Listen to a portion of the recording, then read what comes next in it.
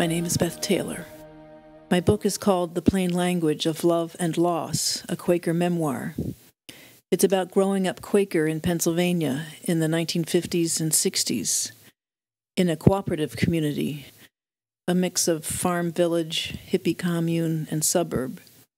The book is about how life changed during the Vietnam War when my older brother committed suicide. That was November of 1965. 2 weeks before that, the Quaker Norman Morrison had burned himself to death on the Pentagon steps to protest the war, just like the Buddhist monks in Vietnam then. The memoir follows my journey to understand. It took years to write this book, working a month here, a month there, interviewing family and old friends.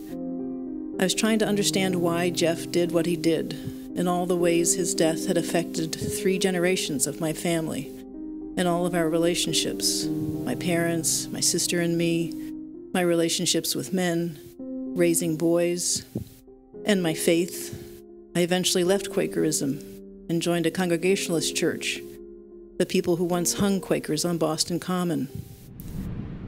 I had always known, or thought I knew, that Jeff was bullied by schoolmates for being what they called a commie pinko coward who was against the war. And I knew, or I thought I knew, that he had tried to calm down fellow Boy Scouts after he refused to join a rally to support the troops.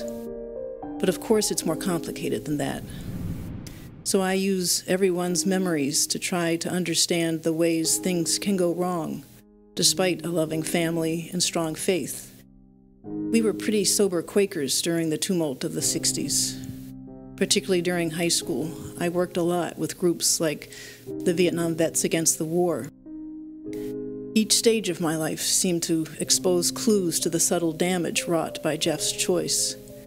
But each stage also brought great solace in friendships, marriage, and parenting.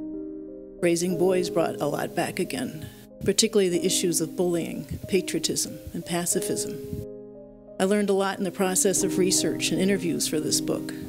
In particular, that history is alive, and it shapes how we judge ourselves and choose to live our lives.